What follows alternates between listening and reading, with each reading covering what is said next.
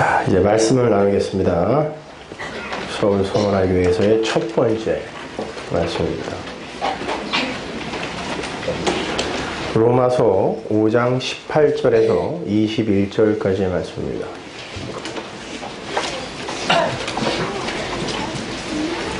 자, 찾으셨으면 우리 함께 봉독합니다.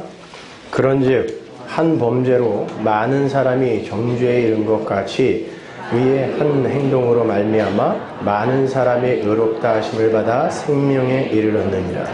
한 사람의 순종치 아니함으로 많은 사람이 죄인 된 것 같이 한 사람의 순종하심으로 많은 사람이 의인이 되리라. 율법이 가입한 것은 범죄를 더하게 하려 함이라. 그러나 죄가 더한 곳에 은혜가 더욱 넘쳤나니 이는 죄가 사망 안에서 왕노릇한 것 같이 은혜도 또한 의로 말미암아 왕노릇하여 우리 주 예수 그리스도로 말미암아 영생에 이르게 하려 함이니라. 아멘. 자, 오늘 제가 다 하려고 했던 내용을 반으로 나누어서 다음 주에 본론을 하고 오늘은 서론만 하겠습니다. 지금 제가 살고 있는 곳 근처에 포은 정몽주 선생의 묘가 있습니다. 저는 지금까지 정몽주 선생의 묘는 선주교가 있는 개성 근처 어디쯤일 거라고 생각을 했었습니다. 그런데 이사를 하고 집 근처 지리를 익히기 위해서 이리저리 다니다가 정몽주 선생의 묘를 발견한 겁니다. 깜짝 놀라서 한달음에 달려가 보니까 제가 알고 있는 그 정몽주 선생의 묘가 맞아요. 영광스럽게도 제가 그 묘 옆에 살고 있습니다. 선주교에서 살해당하신 그 사육신 정몽주 선생의 그 시신을 그 후손들이 제가 사는 그 마을로 옮겨와서 부인과 합장을 했다는 그 친절한 설명이 그 앞에 기록이 되어 있었습니다. 나중에 동네 사람들에게 들어보니까 제가 사는 그곳이 굉장히 유명한 유배지였다고 하더군요. 귀양 와서 사는 곳. 그래서 그런지 동네에 유명한 분들의 묘가 유난히 많아요. 거기서 묻히는 건 아닌가 모르겠는데 그 이야기를 듣고 보니까 저도 그곳에서 귀양살이를 하는 것 같아서 기분이 좀 묘했습니다. 세계의 수도인 LA에서 경기도 오포, 능평, 리. 난 어딜 읍이나 리에 살아본 게 처음이에요. 그리로 이사를 한 건 누가 봐도 귀양처럼 보입니다. 그죠? 저는 이사를 해도 꼭 그런 데가 걸려요. 제가 왜 정몽주 선생 이야기를 서두에 꺼내는가 하면 어렸을 적부터 그 유명한 정몽주 선생의 단심가를 유난히 좋아했었기 때문입니다. 근데 그분의 묘가 지척에 있는 곳으로 이사를 했으니까 얼마나 신기하겠습니까? 여러분도 잘 아시는 정몽주 선생의 단심가가 이러합니다. 차신 사료 이 몸이 죽고 죽어져 100번 갱사료 100번 고쳐주고 백골 위진토 백골이 진토로 되어 혼백유야무 넋이라도 있고 없고 향주 일편단심 님향한 일편단심을 영유계리여지 어찌 고치겠느냐. 제가 왜 이 시조를 좋아했는지 아세요?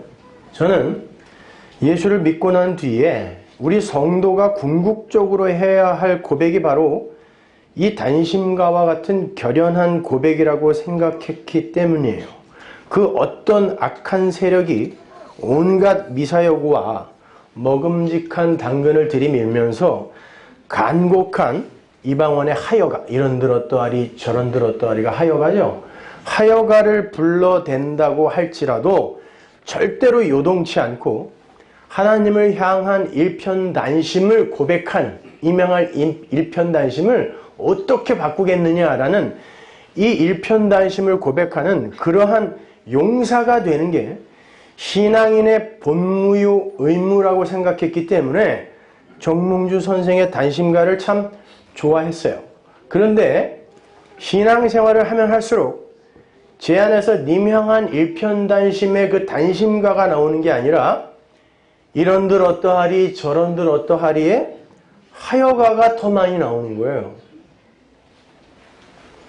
그래도 겉으로는 멋지게 일편단심의 그 단심가를 불러대면서 제 안에서 용솟음쳐 올라오는 하여가를 감추기에 급급했었죠. 그게 신앙 좋은 모습으로 사람들에게 비춰지니까. 그러나 다른 사람은 다 속일 수가 있어도 저 자신은 속일 수가 없잖아요. 저는 그러한 유약한 모습이 저 스스로에게 폭로가 될 때마다 견딜 수 없이 부끄러웠고 절망감에 낙담을 하곤 했어요. 그리고 그걸 더 감추기 위해 더 경건한 척하면서 살았죠. 근데 어느 순간 말씀의 귀가 열리고 그 은혜의 복음이 이해가 되어지면서 저는 참 많이 위로를 받았어요. 자유로워졌습니다. 단심가는 님 향한 그 일편단심에 그 성도가 하나님께 올려드리는 고백이 아니라 하나님이 자기 백성에게 불러주시는 사랑의 노래라는 걸 깨닫게 된 거예요. 이 몸이 죽고 주고 골백번 죽는다고 할지라도 나는 너를 반드시 사랑하고 반드시 구원해내고 말 거야. 이 단심가는 예수가 우리에게 불러주는 노래라는 것입니다. 그게 바로 복음이죠. 그런데 그러한 하나님의 열심이 내 안에서 단심가를 부르면서 나를 이끌고 계시는 그 동안에 육적 나, 이 육적 나가 이런들 어떠하리 저런들 어떠하리에 그 하나님의 열심을 방해하고 있는 게 우리의 현실이에요. 솔직해지자고요. 그래서 성도는 자기 안에서 동시에 들려오는 단심가와 하여가 사이에서 올바른 자아인식을 하게 되는 거고 하나님의 능력과 은혜 앞에 항복해 들어가는 거예요. 그러니까 이런 겁니다. 성도는 끊임없이 하여가로 타협의 길을 모색하고 있는 그런 자신의 모습을 바라보면서 육의 불가능함과 무력함을 인정하게 되는 그러한 죽음의 과정과 그래서 예수님이 홀로 완성하실 수밖에 없었다라는 내가 다 이루었다. 그게 십자가잖아요. 그 승리의 현실을 동시에 경험하게 되는 거예요. 그것이 구원의 현재성이라 할 수 있는 거죠. 오늘 본문이 바로 그러한 하나님의 단심가와 성도의 하여가에 관한 내용인 거예요. 아니 성경 전체가 바로 그 이야기예요. 사실은. 우리는 구원을 얻는 순간 구원이 무엇인지 영생이 무엇인지 은혜가 무엇인지 다 알게 되고 그 다음부터는 실천을 쌓아가는 그런 신앙생활을 하는 게 아니란 말입니다. 이제 각 신앙생활에 입문한 그런 견성, 그 기초, 견성의 단계에 있는 사람들은 몸에 피가 펄펄 끓어서 십자가라도 질 기세로 이리 뛰고 저리 뛰고 하지만 복음을 점점 이해하게 되고 오도, 그 도, 길, 복음, 말씀, 진리의 깊은 단계, 오도의 길로 들어가게 되면 그게 얼마나 무모하고 어린 생각이었는지를 몸으로 체득하게 돼요. 그리고는 약할 때 강함이 되시는 방식으로 아들을 만들어 가시는 하나님의 아들 만들기 프로젝트를 이해하게 되는 걸 신앙생활이라고 하는 거예요. 우리는 구원을 얻는 순간부터 자기에게 불가항력적으로 찾아온 그 은혜의 선물이 어떤 것인지를 차근차근 배워가는 거예요. 언제까지요? 죽는 날까지요. 여러분의 인생 동안에 그게 완성이 안 돼요. 성도의 신앙생활은 내가 무엇을 하는가에 초점이 있는 게 아니라 하나님이 누구이신가를 아는 데 초점이 있는 거예요. 그리고 왜 하나님 나라, 그 성전은 하나님이 창조하셔야만 하는지를 마음 깊이 깨달아 알고 가는 게 신앙생활의 올바른 목적지이란 말이에요. 진짜 개혁주의, 왜곡된 개혁주의 말고 진짜 개혁주의는 바로 그렇게 하나님이 누구이시며 그분이 하신 일이 무엇인지를 세상에 드러내는 게 개혁주의지, 솔라 피데, 솔라 그라시아, 솔라 스크립투라, 오직 은혜, 오직 말씀, 오직 복음, 오직 믿음, 이게 하나님이 우리를 구원하시는 방식이다를 드러내는 게 개혁주의잖아요. 근데 오늘날 왜곡된 개혁주의는 어떻게 되어 있어요? 그렇게 믿음을 가진 나, 은혜 받은 나, 이걸 자랑하는 걸 개혁주의라고 이야기한단 말입니다. 저는 그걸 지적하는 거예요. 기독교는 하나님이 드러나는 것이지 우리가 드러나면 안 된단 말입니다. 그래서 성경 전체에 그렇게 많은 성전 청량의 이야기와 성전의 치수들이 등장하는 거예요. 성전은 누구? 고린도전서에서 나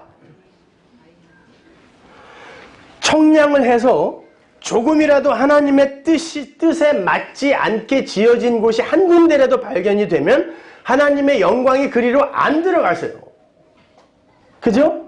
에스겔서에서도 보면 하나님이 준 치수 그대로, 그 양식 그대로 새 성전이 만들어지자 그리로 하나님의 영광이 돌아간단 말입니다. 그러면 성전 청량이라는 게 뭐겠어요? 여러분을 어떻게 청량하겠습니까? 여러분들이 은혜로 지어졌는지 아니면 거기에 지가 뭘 보탰는지 요걸 청량해내는 거예요. 아주 자세하게. 그걸 신앙생활이라 그런다니까요.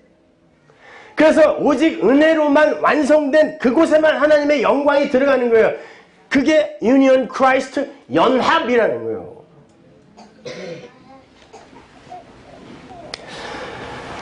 성경의 마지막 책인 요한계시록도 성전 청량으로 끝이 나죠. 계시록 21장에.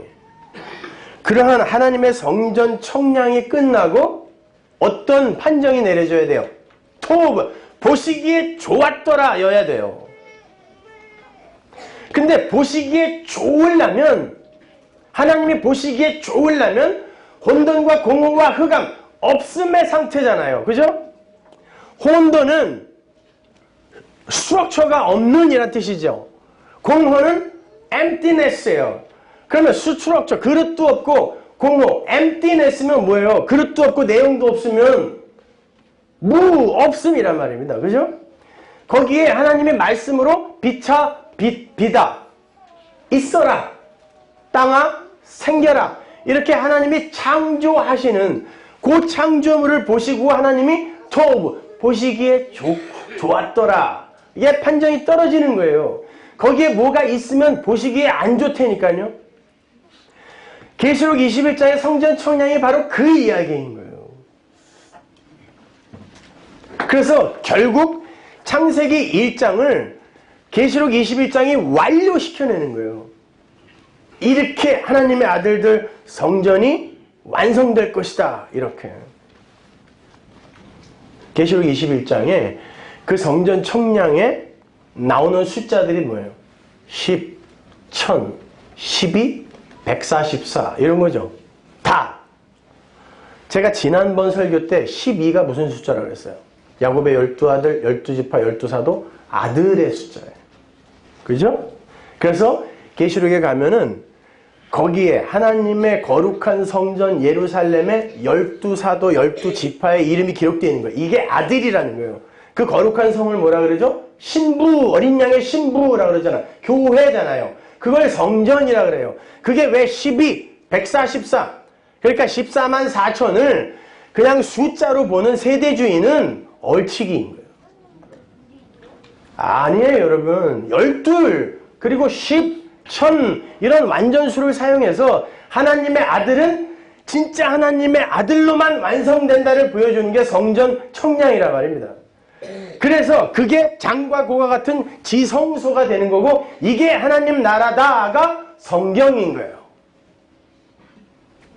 근데 그렇게 하나님이 요구하시는 치수대로 안 지어진 그곳은 가짜 성전이에요. 그래서 무너지는 거예요.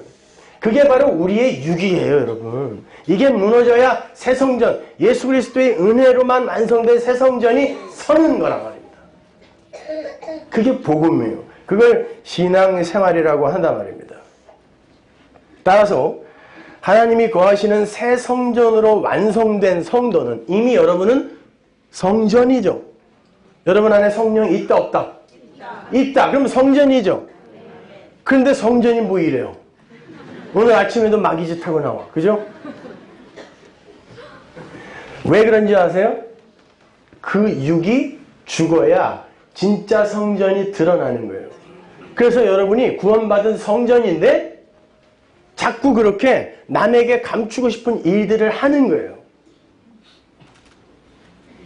그리고는 결국 그 예수의 은혜만 붙들게 되는 거. 그걸 성전으로 지어져 간다라고 하는 거예요. 노력해서 지어져 가는 게 아니라 이미 성전이니까요. 그러므로 이김, 승리 이런 건 우리에게 강요된 의무조항이 아닌 거예요. 이김은 하나님께서 선물로 주는 거예요. 승리는 여러분에게 이미 주어져 있어요. 그리고 그게 어떻게 나에게 주어지게 되었는지를 하나하나 배워가는 걸 신앙생활이라 그래요. 그래서 여러분이 육으로 이겨버리면 안 돼요. 그러면 하나님이 할 게 없어요. 그래서 자꾸 지는 거예요. 그걸 가슴 깊이 깨닫고 하나님과 그 아들을 찬송하는 게 성도의 본무입니다. 고린도전서 15장 54절 보세요. 이 썩을 것이 썩지 아니함을 입고 이 죽을 것이 죽지 아니함을 입을 때에는 사망이 이김에 삼킨 바 되리라. 기록된 말씀이 응하리라. 오늘 본문에 사망이 나오는데 사망이 이김에게 삼킨 바 된대요. 은혜에게 삼킨 바 된대요. 우리 주 예수 그리스도로 말미암아 우리에게 이김을 주시는 하나님께 감사하노라. 이겨라 그래요. 너희들한테 이겨라. 이김은 하나님이 우리에게 주신다 그러죠. 이김은 하나님이 우리에게 주시는 거예요.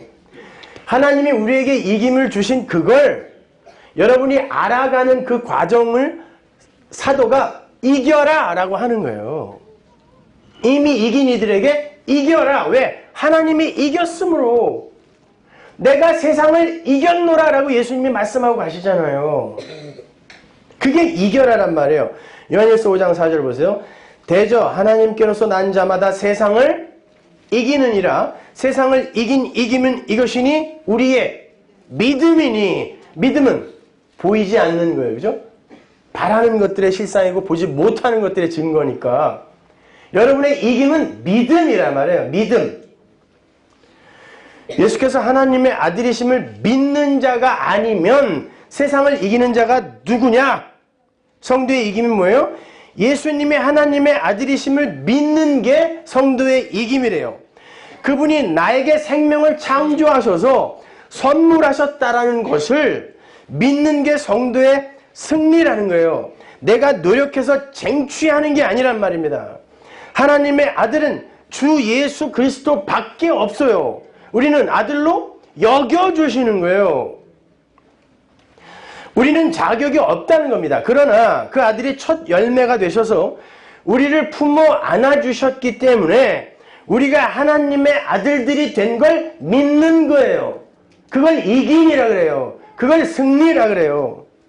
하고 싶은 걸 이 꽉 물고 안 하는 걸 이김이라고 하지 않아요.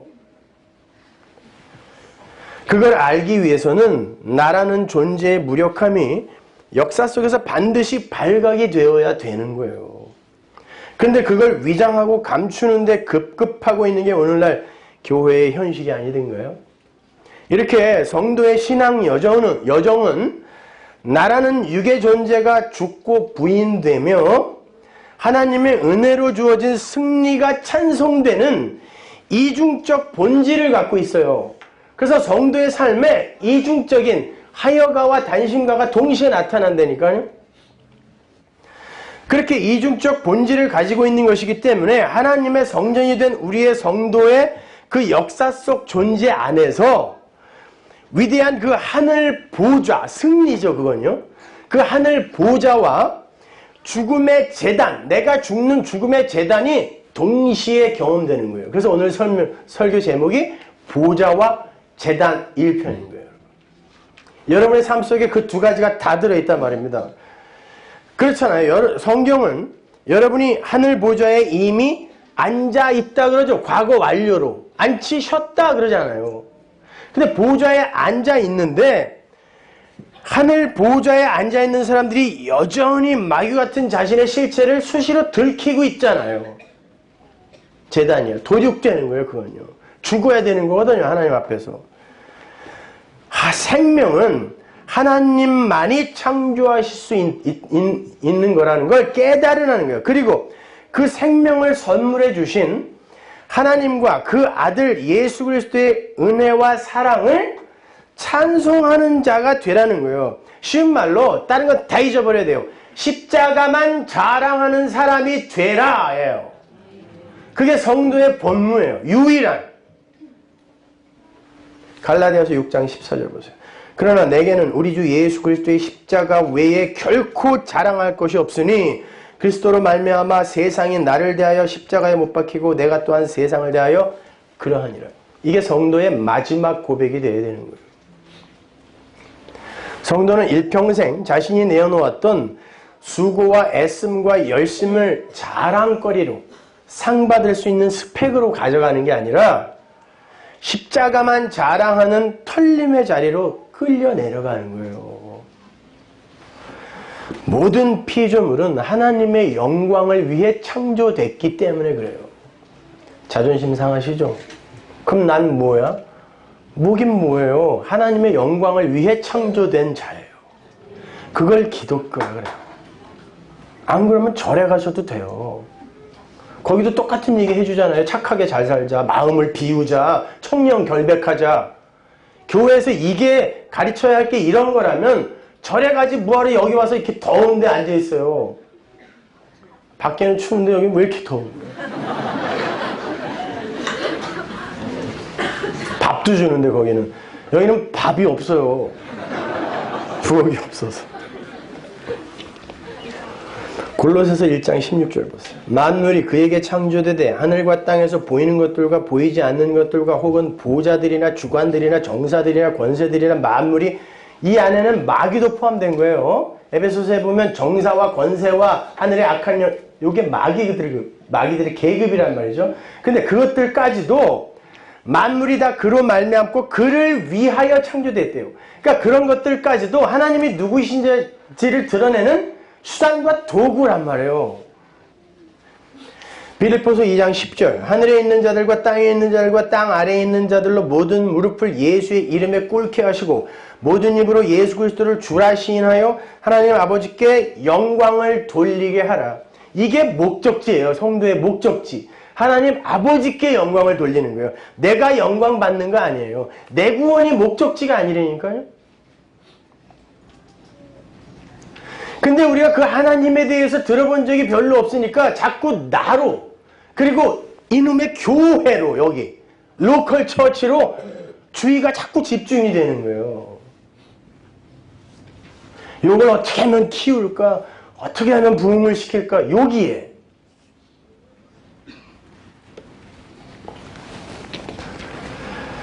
오늘 본문을 보면요, 죄의 왕노릇이라는 어구와 은혜의 왕노릇이라는 어구가 나와요. 많은 분들이 자신의 삶 속에서 죄의 왕노릇이 끝나면 은혜의 왕노릇이 찾아오는 거라고 생각해요. 실제로 그래요? 여러분 지금 은혜 입었죠? 그럼 은혜가 왕노릇합니다.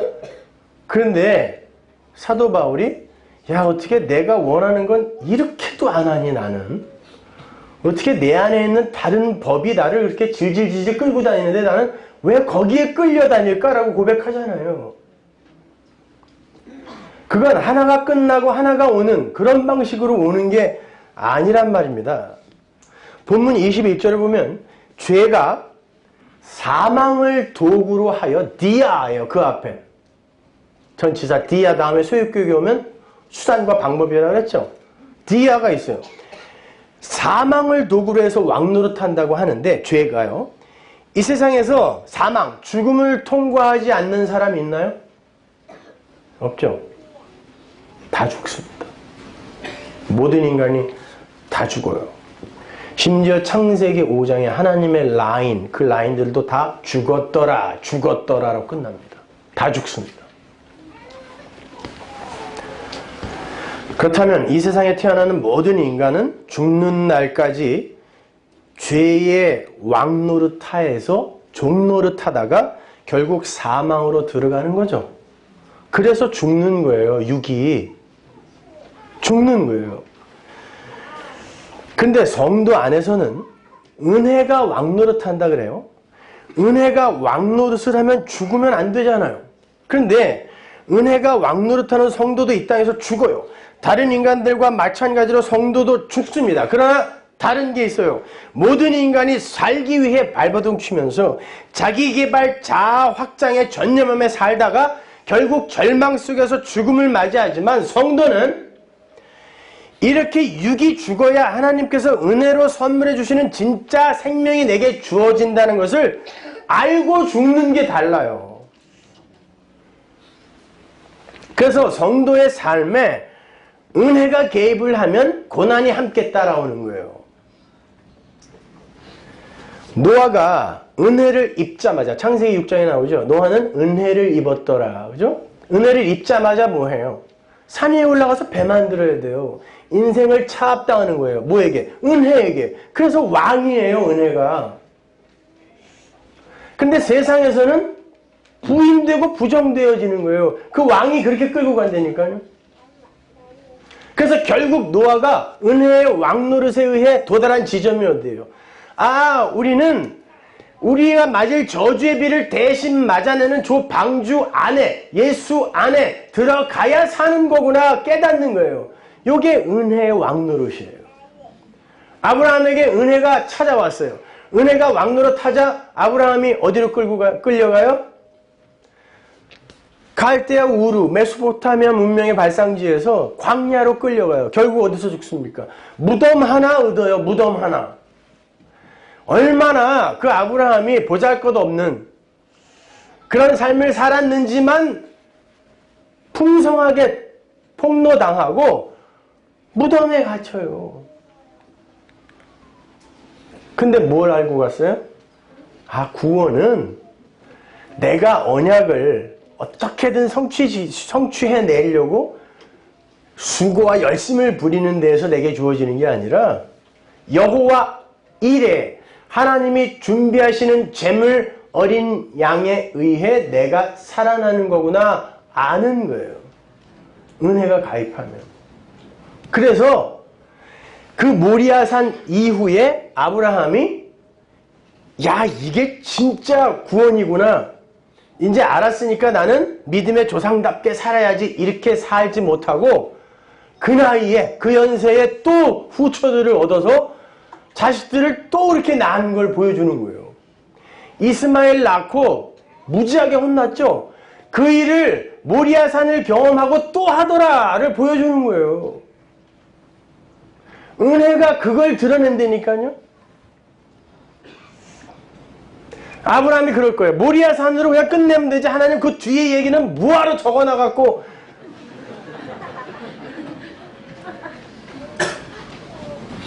여러분의 인생도 그래요. 은혜는 그걸 폭로시켜내는 거예요, 여러분. 그렇게 성도는 육을 변화시키고 성숙시켜서 구원에 이르는 게 아니라 은혜 홀로 왕노릇해서 구원을 성취해낸다는 걸 은혜의 왕노릇이 가르치고 있는 거예요. 그래서 은혜의 왕노릇이에요. 은혜가 왕노릇하여 구원해내는 거지 내가 거기에 뭘 보태서 구원받는 거 아니구나. 요렇게 요걸 배우는 거란 말이에요. 이렇게 생각하시면 돼요. 종은 왕에게 종속된 자죠. 왕이 사약 내렸는데 나 이게 조금 이따 먹을게. 그럼 돼야 안 돼요? 반만 줄여주세요. 돼야 안 돼요? 꿀 좀 타주세요. 돼야 안 돼요? 주면 먹어야 돼요. 어떻게? 절하고 먹어야 돼요. 이게 죄라는 왕이 사망을 갖고 왕노릇하는 거예요. 다 죽어야 돼요. 누구든지. 벗어날 수가 없어요. 은혜가 왕노릇하면 은혜에 의해 그가 살아나는 거예요. 왜? 이김이, 은혜가 사망을 어떻게 했다고요? 이겼다, 먹었다 그러잖아요. Death of death in death of Christ. 예수의 죽음이 우리의 죽음, 사망을 먹은 거예요. 이겨낸 거란 말이에요. 그걸 배우는 거예요, 여러분. 그래서 은혜의 왕노릇이에요. 근데 우리는 자꾸 우리가 왕노릇해서 거기서 벗어나려고 한단 말이에요. 그거 아니란 말입니다. 자, 로마서 5장 21절 보세요. 은혜가 왕노릇해서 성도를 어디로 끌고 가는지. 이는 죄가 사망 안에서 왕노릇한 것 같이 은혜도 또한 의로 말미암아 왕노릇하여 우리 주 예수 그리스도로 말미암아 영생에 이르게 하려 함이니라. 은혜가 왕노릇해서 어디로 끌고 가요? 영생, 복 아니에요. 여러분이 생각하는 그런 복. 문제 해결, 질병 치유 이런 거 아니에요. 여러분 눈물 흘리게 해주는 거 그런 거 아니에요. 그냥 울면 다 은혜 받았대. 아니에요. 은혜는 여러분에게 영생을 선물해요. 영생이 뭐죠? 오래 사는 거, 죽지 않고 영원히 사는 거, 지옥에서도 영원히 살아요.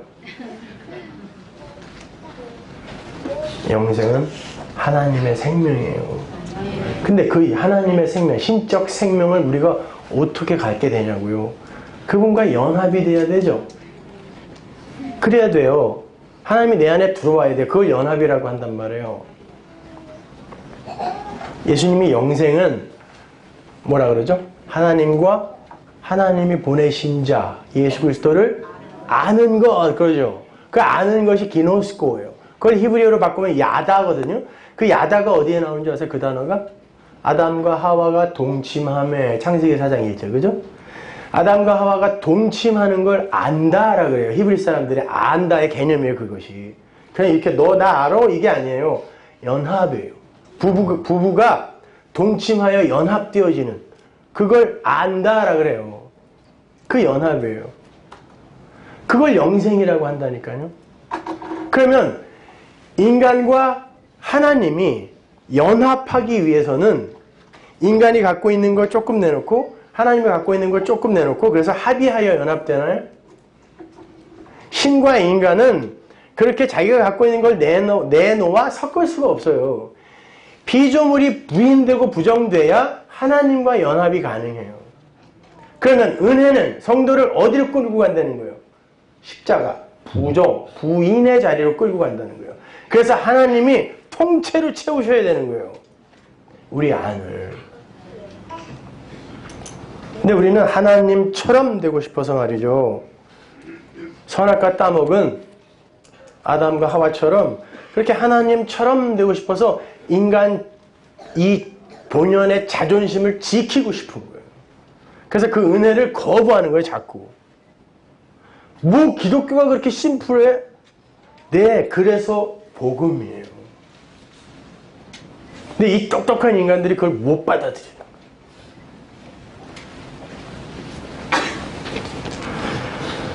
그렇게 하나님과 예수를 아는 것, 하나님과 예수 안으로 연합되어 들어가는 것이 영생이라면 은혜는 결국 성도의 육적 자아를 죽여내는 일을 하는 거예요. 그래서 성도가 신앙생활에 연륜이 깊어지면 신앙에 자신감이 붙는 게 아니라요. 소금 친 푸성기처럼 축 처지게 되어 있어요. 힘이 빠지게 되어 있다니까요. 심지어 하나님, 제가 진짜 죄인 중에 괴수 많네요. 나는 교회 가서 봉사하면서도 역시 제 가치를 챙기고 사람들의 칭찬을 원하는 그런 인간이네요. 요렇게. 왜? 그 안에 성령이 있기 때문에 그가 어떤 의도로 그걸 하는지를 그에겐 가르쳐 주신다니까요. 진짜 하나님의 영광만을 위해서 어떤 일을 난 해본 적이 있다. 여기서 손들면 무색해지는 거예요, 서로. 없어요. 우리는 그렇게 못해요. 하나님이 내 안에서 하시는 일은 있어요. 그러니까 우리는 안 된다니까요. 그렇기 때문에 우리는 신앙생활이 깊어지면 깊어질수록 내가 죄인 중에 계속 맞습니다. 하나님, 언제든지 하나님이 저 지역 보내도 저는 진짜 아무 할 말 없는 자입니다. 그런데 어떻게 저를 구원해 주셨다고 합니까? 참 믿겨지지 않네요. 이게 성도의 고백이어야지 구원의 확신이 날로 굳건해지는 건 뭐가 이상한 거예요. 근데 만나기만 하면 물어봐. 무슨 헌병이 검문하듯이 구원 언제 받았냐고. 그럼 그래서 당신은 아냐고. 우린 창세 전에 구원받았다며요. 창세 전에 그렇게 대답하세요.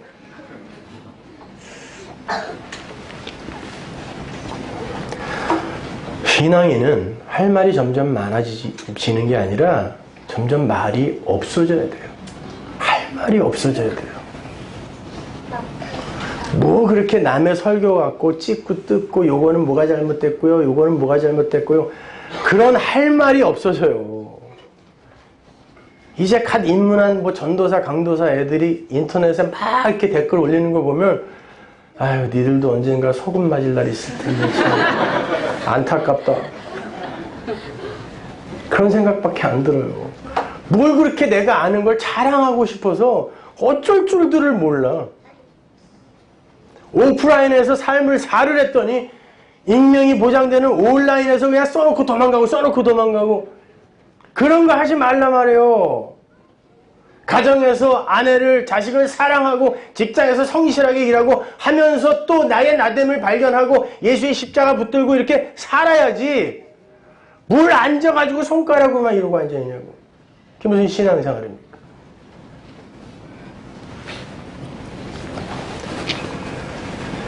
자, 그렇게 우리는 나의 나된 것은 모두 하나님의 은혜라는 것을 깨닫는 그 자리로 은혜의 왕노릇에 의해 끌려가는 거예요. 그게 복음입니다.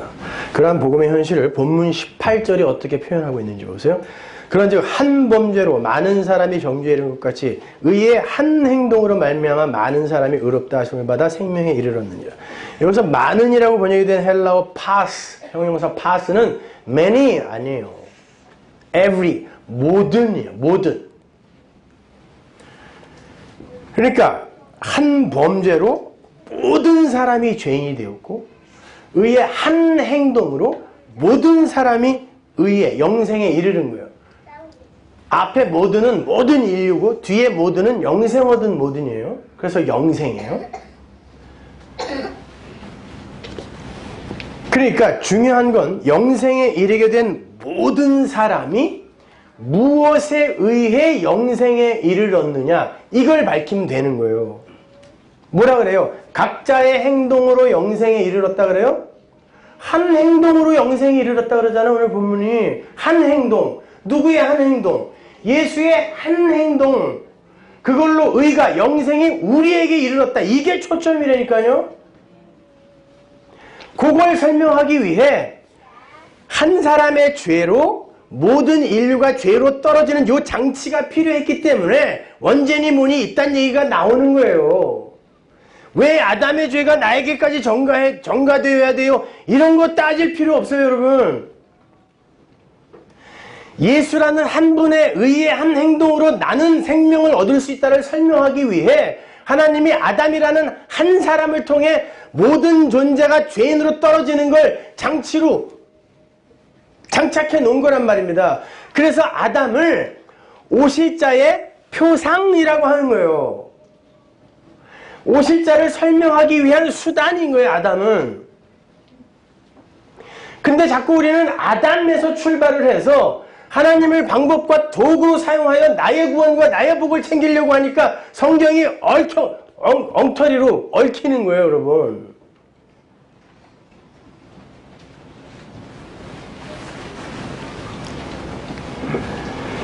(19절을) 보시면 그게 더욱더 확실하게 돼요. 한 사람의 순종치 아니함으로 많은 사람이 죄인 된 것 같이 한 사람의 순종하심으로 많은 사람이 의인이 되리라. 끝. 여러분이 열심히 순종해서 의인 되는 거 아니고 한 분의 순종이 우리에게 선물로 주어지는 거예요. 그가 하나님께 납작 엎드리는 상태. 난 아무것도 아니네요. 이렇게 하나님 앞에서 없음의 자리로 가서 하나님과 연합되는 상태를 순종이라. 순종은 항상 온전해야 돼요. 여러분이 99가지 순종하다가 하나 어기면 그건 불순종이라고 그래요. 100개를 통틀어서. 성경이 그러잖아요. 그럼 완벽한 순종은 어떻게 해야 돼요? 하나님께 함몰되어 들어가야 돼요. 그 앞에서 없어져 버려야 순종이라니까요. 그래서 하나님이 우리에게 순종을 선물해 줬다라는 건 우리를 순종하는 자로 만들어 내었고 그렇게 만들어 내실 거란 뜻이란 말입니다. 그걸 순종이라 그래요. 그러니까 로마서 5장의 전체 내용은 예수 그리스도의 십자가, 그 은혜의 십자가만이 영생의 근거라는 그 복음의 핵심을 구구절절히 설명하고 있는 거예요. 그 한 분이신 예수 그리스도만이 생명의 근거가 되시는 분이다라는 거죠. 그 예수 그리스도의 대표성, 다른 말로 영생 얻는 모든 피조물측의 자격과 조건을 부정해버리는 거. 그래서 대표가 필요한 거잖아요. 한 사람이 필요한 거니까. 그런 그 모든 피조물의 자격과 조건을 부정해버리는 구원의 진리를 설명하기 위해 아담이 창세기 1장부터 등장하는 거란 말입니다. 여러분. 그래서 죄, 율법, 아담 요 앞에 천부 디아라는 전치사가 들어가 있고 그 뒤에 명사들이 다 소유격인 거예요. 하나님이 방법과 수단, 도구로 사용하셨다. 사용하셨다. 자, 그렇게 이 역사는 영생과 하나님 나라라는 성취물 앞에서의 그 피조물들의 불가능함과 무력함을 확증하고 인정케 하는 용도로만 쓰이게 되어 있는 거예요. 그래서 이 역사의 결말을 성경이 뭐라 그러죠? 멸망이라고. 이 역사의 주관자는 하나님이죠. 그래서 His story 아니에요. His story. 그분이 주관하고 계시면 그분이 주관을 하면 목적을 갖고 주관을 하실 거 아니에요. 목적이 뭐냔 말이에요. 역사와 인생의 목적. 인생이 결국 어떻게 돼요? 죽잖아요. 멸망이라니까요. 역사도 멸망이에요. 베드로후서 3장 7절 보세요. 이제 하늘과 땅은 그 동일한 말씀으로 불사르기 위하여 간수하신 바 되어 경건치 아니한 사람들의 심판과 멸망의 날까지 보존하여 두신 것이에요. 멸망이에요. 뭔가를 교훈하고 가르치는 그 일이 끝나면 멸망으로 그냥 끝나는 게 이 역사란 말입니다. 역사야, 인생아, 너희들이 한번 할 수 있을 만큼 최대한 한번 해봐. 의술도 발전시켜보고 문명도 발전시켜보고 인터넷, 휴대전화, LTE 이런 거 한번 다 해봐. 그리고 그 결과를 한번 나에게 보여줘. 멸망이에요. 그러면 니들이 최선을 다해서 한 게 멸망이라면 이제 니들이 의지해야 할 건 뭐겠니? 하나님의 은혜, 십자가. 그걸 드러내는 게 역사고 그 작은 역사를 사는 여러분의 인생이란 말이에요. 하나님을 높이는 거예요. 여러분은 쇠하고 하나님이 흥하는 거. 이게 우리의 인생이에요. 교회는 쇠하고 하나님이 흥하는 거.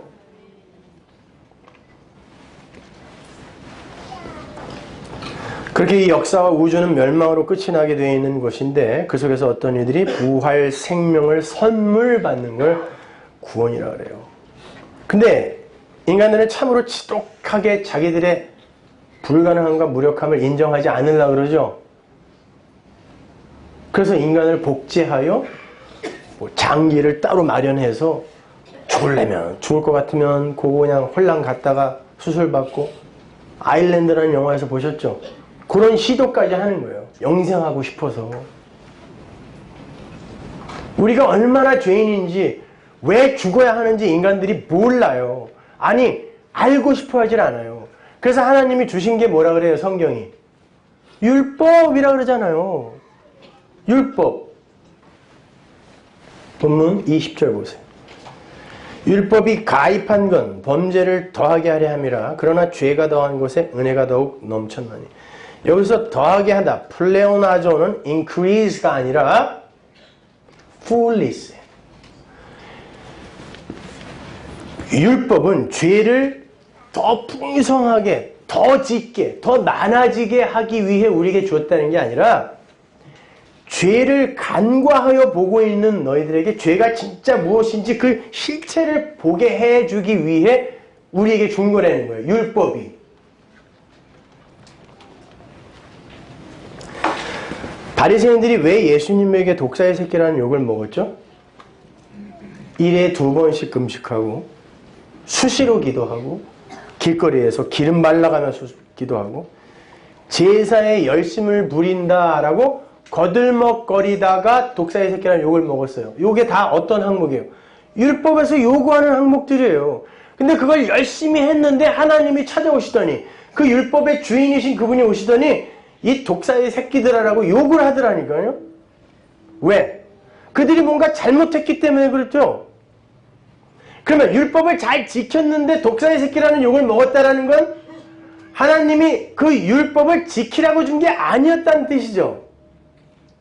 하나님은 그 율법을 통하여 그들의 죄를 지적하려고, 진짜 죄가 무엇인지를 지적하려고 율법을 주셨다고 하는데 오자마자 율법을 잘 지킨 사람들에게 이 독사들아 그랬단 말이에요. 마귀들아 그랬단 말이에요. 그러면 하나님이 밝히려고 했던 죄가 뭐예요? 나는 율법 지킬 수 있어요. 요걸 죄라고 하는 거잖아요. 하나님이. 어렵죠. 왜? 건강한 교회에서 우리는 그게 올바른 신앙인의 신앙생활인 줄 알았잖아요. 그렇게 배웠단 말입니다. 그래서 뭐 도덕법은 남아있고 십자가가 그렇게 조목조목 나누어서 요거는 조금 놔두고 요것만 내가 십자가에서 해결할게. 그런 십자가입니까? 그렇게 십자가가 불완전해요? 도덕법, 윤리법은 남겨놓고 해결한 거예요? 율법을? 도대체 이런 발상은 어디서 나온 걸까요? 끝까지 인간의 자존심을 놓지 않겠다라는 이 악마성에서 나온 거예요.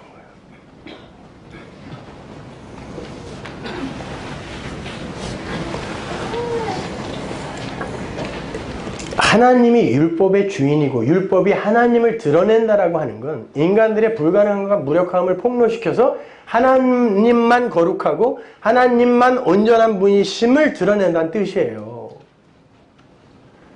예수님은, 하나님은 그 율법을 다 지킬 수 있다 이게 아니라, 그러면 뭐 여자들 월경한 다음에 정결례식 행하고 하나님이 그런 거 해야 돼요?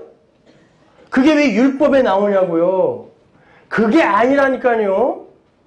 그걸 세목화하여 지켜내려고 한 게 마귀들이었단 말이에요. 인간들이었단 말이에요. 독사의 새끼들. 그게 아니라 니들이 도대체 이 선한 것을 가지고도 어떻게 사는지를 내가 보여줄게. 어떻게 살았어요? 그걸 지키더니 자기 자랑을 삼더라는 거예요.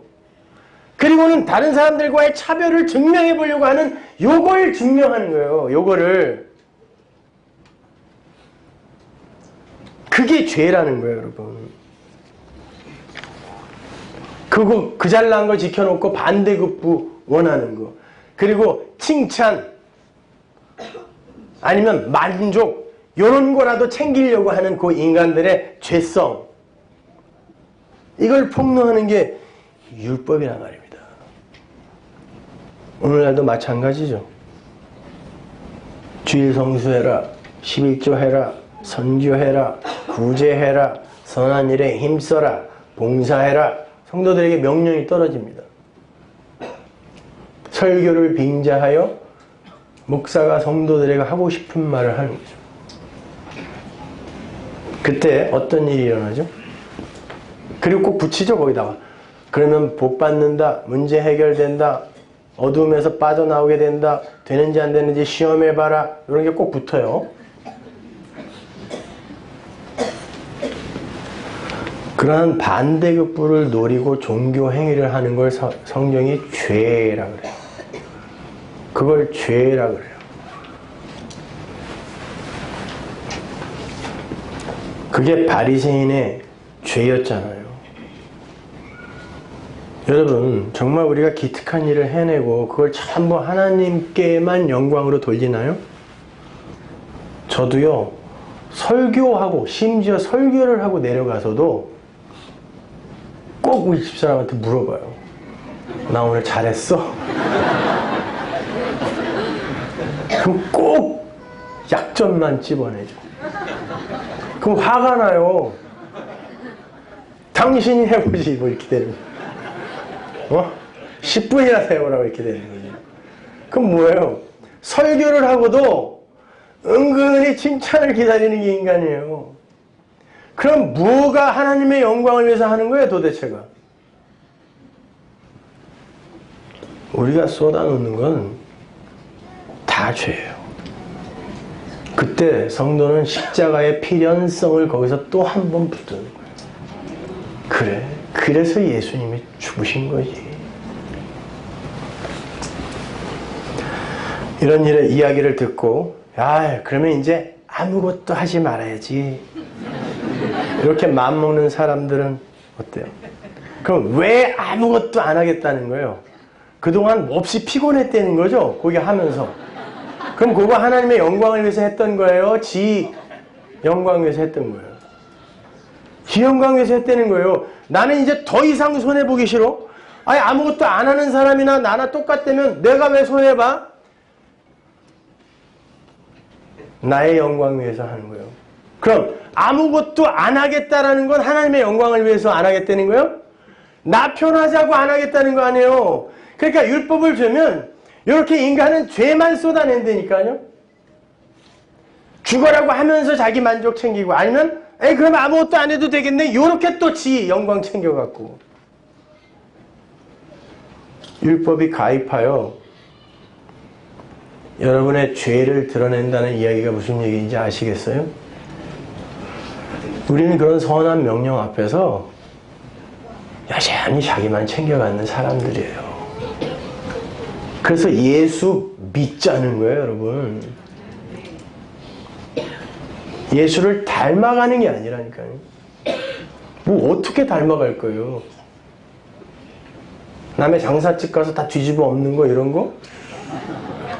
안식일날 막 남들은 열심히 기도하고 경건하게 예배하는데 밀 이삭 부셔먹고 이러는 거?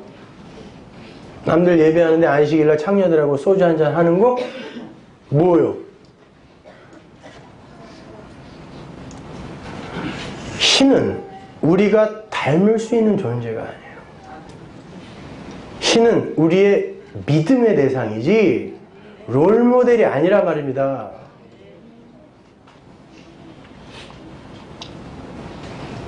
예수를 믿으시면 그 예수가 나에게 선물해 주신 그 삶을 당연히 지향하게 되어 있어요. 하늘의 삶을.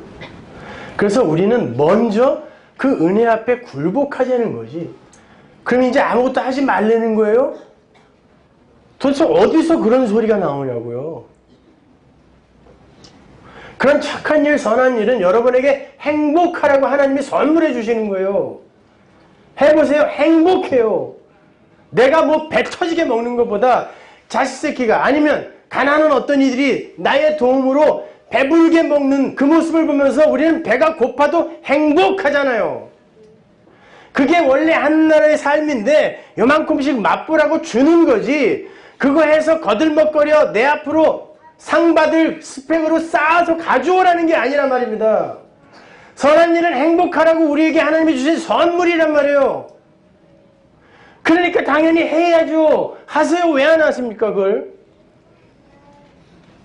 근데 마치 기독교의 목적지가 그것인 양 오도를 하니까 제가 화가 나는 거예요.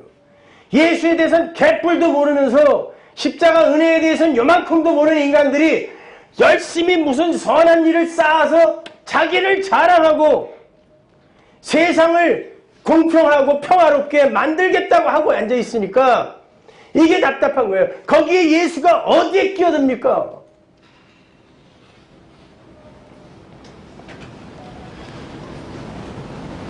여러분 안에 진짜 그 예수의 은혜가 있으세요?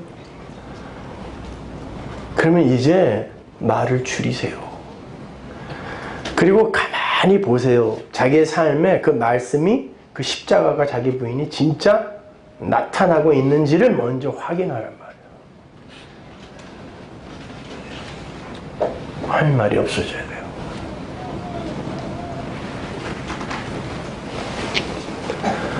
그런데 사도 바울이 율법이 가입했다 그래요. 가입했다라는 말은 가만히 숨어 들어왔다는 뜻이에요. 율법이 가만히 숨어 들어왔어요. 시내산 위에서 아주 난리 구슬 치면서 들어왔어요.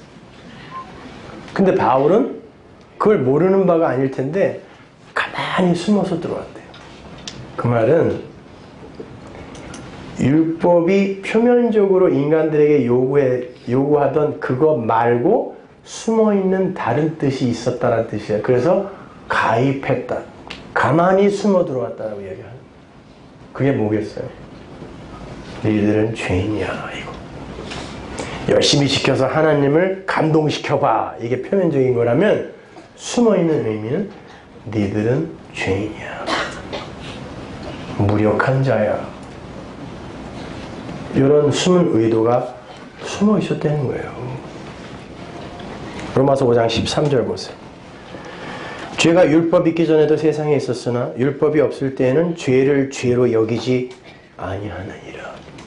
무슨 말일까요? 이게 지금 그 말이거든요. 이게 무슨 말로 이해하고 계셨어요? 여러분, 율법이 주어지기 전에는 죄가 아니었나요? 율법이 BC 1500년 모세 때 주어졌습니다. 그 이전에 BC 1800년경에 여러분 국사 시간에 배운 거, 국사, 세계사 시간에 배운 거 있죠? 함무라비 법전이 있었잖아요. 바벨론 왕 함무라비가 제정한 법, 그 법이 뭐예요? 살인하지 말라, 간음하지 말라, 도둑질하지 말라예요. 함무라비 법전이. 그걸 한마디로 줄이면 이에는 이, 눈에는 눈이 함무라비 법전이에요. 바벨론의 법이에요. 율법을 하나로 줄이면 뭐예요? 눈에는 눈, 이에는 이. 뭐가 달라요? 함무라비 법전이라. 그게 먼저 있었다니까요? 그리고 그걸 어기면 죽이거나 감옥에 쳐넣었어요. 뭘 율법이 오기 전에 죄를 죄로 안 여겼어요? 죄를 여겼으니까 감옥에 넣고 죽였잖아요. 그러면 이게 무슨 말이겠냔 말이에요, 여러분. 율법이 밝히려고 하는 죄는 그러한 종류의 죄가 아니라는 거예요. 그러니까 함무라비 법전이 주어진 그 상태에서 인간들이 죄라고 여기는 것만, 살인하지 말라, 간음하지 말라, 도둑질하지 말라, 요것만 신경 쓰면서 요것만 안 하면 우리는 의로운 사람이야 이러고 있었기 때문에 율법을 주어서 죄를 진짜 죄로 보지 못하는 너희들의 눈을 뜨게 해서 진짜 죄가 뭔지를 보게 해주겠다는 거예요. 그래서 율법이 있기 전에는 인간들이 죄를 죄로 여기지 않더라라고 이야기를 하는 거예요. 함무라비 법전이 이야기하는 고죄만 죄로 여기고 있더라, 이 뜻이란 말입니다. 그러니까 하나님이 드러내고자 하는 죄가 뭐예요? 인간들의 하나님 흉내내기란 말이에요. 하나님 흉내내기. 피조물의 하나님 흉내내기. 근데 하나님을 닮아서 하나님을 흉내내겠다라는 건 뭐냐고 도대체가.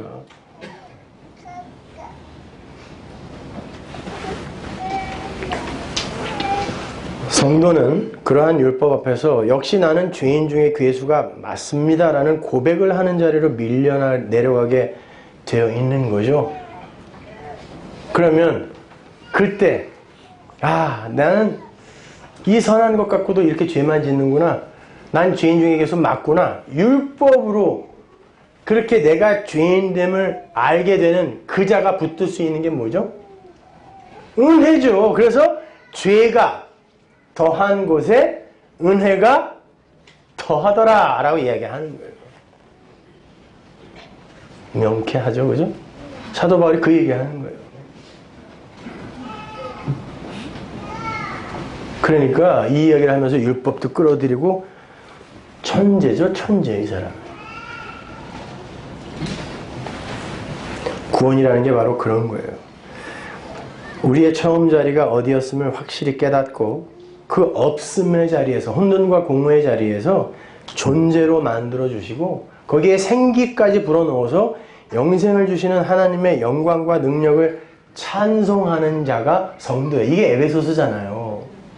찬송이 되게 하려 하시니라. 성도야, 찬송이 되게 할 거야. 찬송. 그렇게 우리를 쫓아오시면서 열심히 단신가를 불러내시는 하나님의 열심 앞에 항복하는 자가 되는 것, 그게 성도의 신앙 생활입니다. 그래서 여러분의 인생에 영광스러운 하늘 보좌의 현실과 무섭게 도륙당하는 재단의 현실이 공존하여 나타나는 거예요. 다음 시간에는 제가 구약의 여기저기를 찾아다니면서 구약에 어떻게 그 재단과 보좌가 우리에게 먼저 약속되고 있는지를 제가 성경을 근거로 해서 설명해 드릴게요. 그걸 성경신학이라고 하는데, 오늘은 결론으로 로마서 9장의 말씀을 함께 읽고 마치도록 하겠습니다. 로마서 9장 11절. 그 자식들이 아직 나지도 아니하고 무슨 선이나 악을 행하지 아니한 때에 택하심을 따라 되는 하나님의 뜻이 행위로 말미암지 않고 오직 부르시는 이에게로 말미암아 서게 하려 하사 리브가에게 이르시되 큰 자가 어린 자를 섬기리라 하셨나니 기록된 바 내가 야곱은 사랑하고 에서는 미워하였다 하신과 같으니라. 그런즉 우리가 무슨 말하리요? 하나님께 불의가 있느뇨? 그럴 수 없느니라. 모세에게 이르시되 내가 긍휼히 여길 자를 긍휼히 여기고 불쌍히 여길 자를 불쌍히 여기리라 하셨으니 그런즉 원하는 자로 말미암음도 아니요 다른 박질하는 자로 말미암음도 아니요 오직 긍휼히 여기시는 하나님으로 말미암으니라. 원하는 자, 다른 박질하는 자 안 된다는 거예요. 오직 하나님이 긍휼을 부으신 자, 그들만이 영생으로 구원으로 들어가는 거예요. 그리고 그 은혜만을 의지하는 자로 완성해 내시는 걸 기독교라고 그래요. 성원화 교회가 지향하는 복음이 바로 그것입니다. 기도하겠습니다. 하나님 은혜를 감사합니다. 아버지 하나님, 하나님을 알면 알수록 참 숨고만 싶고 오히려 하나님 나를 떠나소서 이런 고백을 하고 싶어집니다. 그런데 하나님이 얼마나 우리를 사랑하시는지를 알기에 그 하나님과 함께 있고 싶어 이렇게 면목 없이 또 하나님의 은혜에 의지하여 나옵니다. 하나님, 이렇게 더욱더 우리의 처음 자리가 분명하고 확실하게 우리에게 드러나고 이해되어지게 하시고 하나님의 은혜만이 우리의 찬송거리가 되게 하여 주옵소서. 예수님 이름으로 기도합니다.